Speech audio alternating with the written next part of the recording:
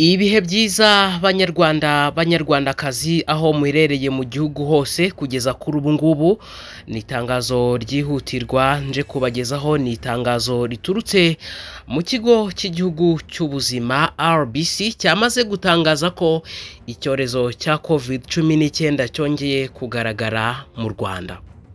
Ni nyuma yuko mu minsi hashize iminsi 11 mbagejejeho inkuru yuko iki cyorezo cya COVID-19 cyongeye kugaragara muri Tanzania, mu Buhinde ndetse no mu bihugu bya Aziya, ariko abantu bagiye batandukanye ntibabyemera. Uyu munsi ku itariki 9 z'ukwezi kwa gatandatu uyu mwaka w'2025 ikigo cy'igihugu cy'ubuzima RBC cyamaze gutangaza ko icyorezo cya COVID-19 cyongeye kugaragara mu Rwanda.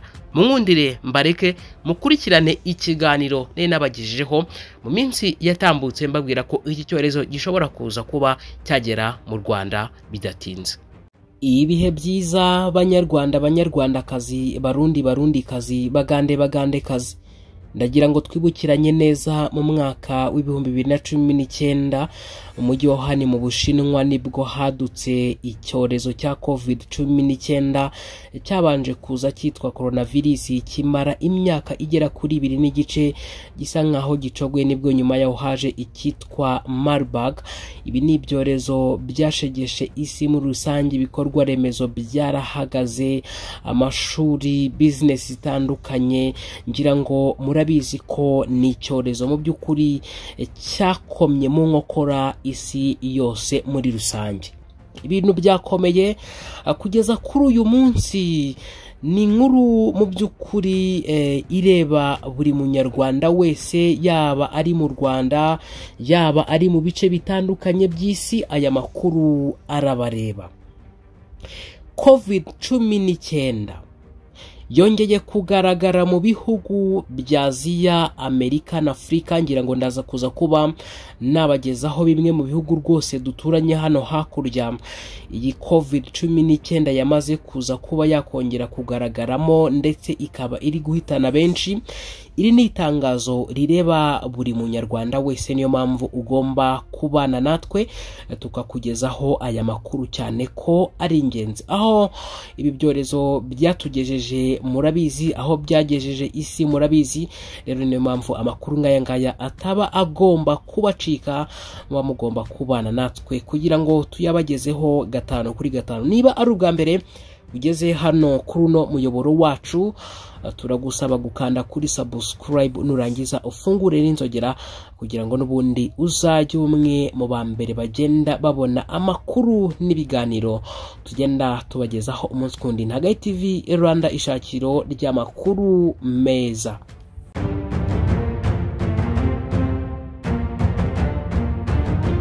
Ikaze rero. Inkuru yabaye kimomo ku isi yose.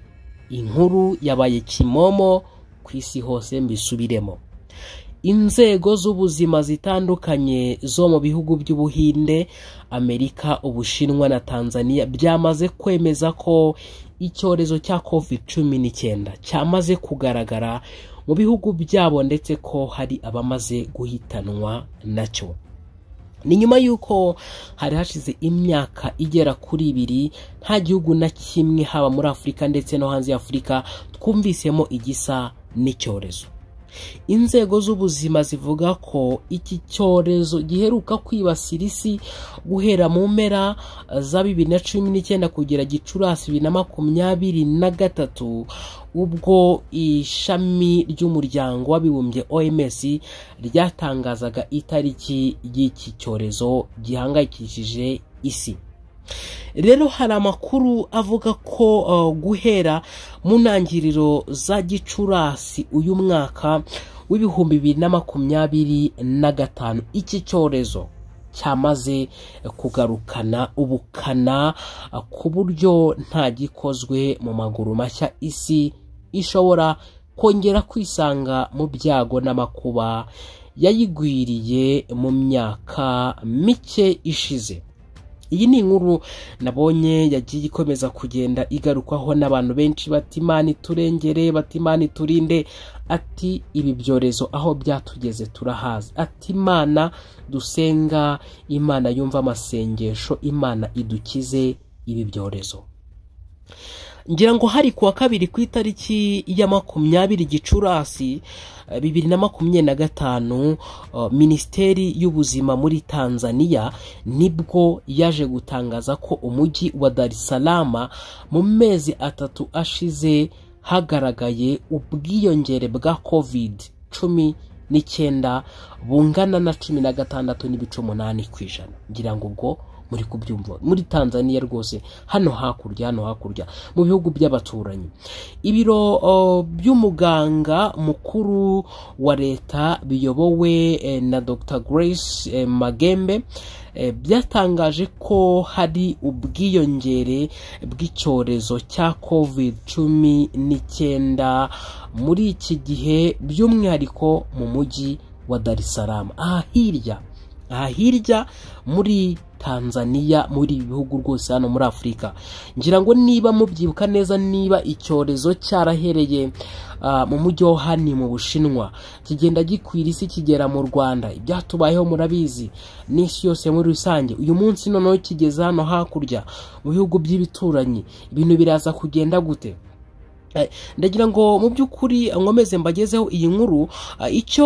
Icyo gihe kandi Dr. Grace Magembe yavuze ko hagati ya Gashyantare na Mata mu bantu basaga 300 bapimwe 16.8% basanze barwaye COVID-19.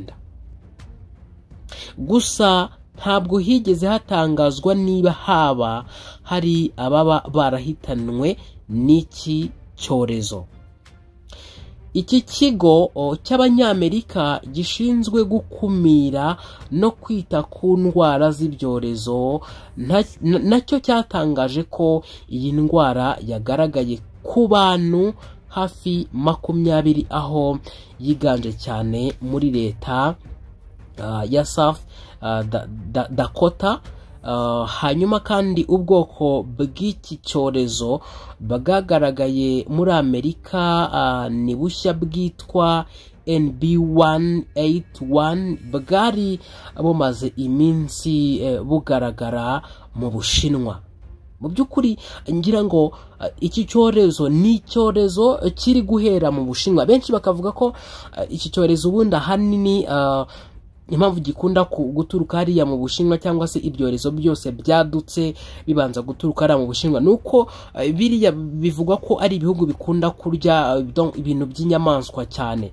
Rero bikaba ngo ariyo mpamvu hashobora kuba n'ubundi ariho n'ubundi haturuka biriya byorezo. Hanyuma mu Bushinwa aho iki cyorezo cyagaragaye muri Hong Kong, aho abibasiwe cyane ari abaturage bakunze kurwara cyane n'abageze mu zabukuru, basabwe kwambara udupfukamunwa uko bagiye hanze mu rwego rwo kwirinda ko iki cyorezo cyabahitana. Minisiteri y'Ubuzima mu Buhinde yo yatangaje ko kugeza saa 2 za mu gitondo cyo kuri uyu wa 26 Gicurasi 2025, abantu 1009 aribo bari bafite ubwandu bwa COVID-19 mu gihugu hose, bavuye kuri 257 bariho mu cyumweru gishize. Murumva ko barikubye cyane, bariyongereye hano mu Buhinde. Inzego z'ubuzima muri icyo gihugu zivuga ko ubwoko bw'icyorezo burimo kwibasira ibice byo mu Buhinde ari NB181 na LF7 cyangwa se LF7 parent, bwiganje muri leta zirimo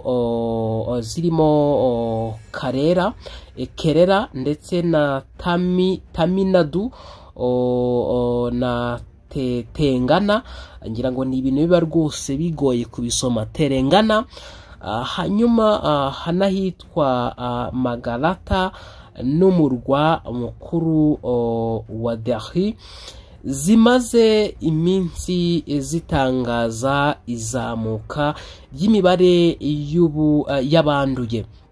No muri leta ya Maharata, COVID-19 imaze gutwara ubuzima bw'umusore w'imyaka 21 wapfuye ku cyumweru tariki ya 25 Gicurasi 2025, mu gihe muri Karnataka umusaza w'imyaka 84 ariwe umaze guhitanwa n'icyorezo. Hari andi makuru avuga ko abamaze guhitanwa n'icyorezo mu Buhinde muri rusange ari abantu 7. Minisiteri y'ubuzima mu Buhinde yatangaje ko yiteguye guhangana n'iki cyorezo kandi ko abantu badakwiriye guhangayika kuko imibare y'abanduye idakanganye. Ngayo nguko rero, ngayo nguko iki cyorezo cya COVID-19 kiramutse kigarutse, ibintu byaba bimaze kujya ahabi. Hari abantu benshi bagiye bahanura bati ibyorezo bigiye kongera kugaruka, ntacyo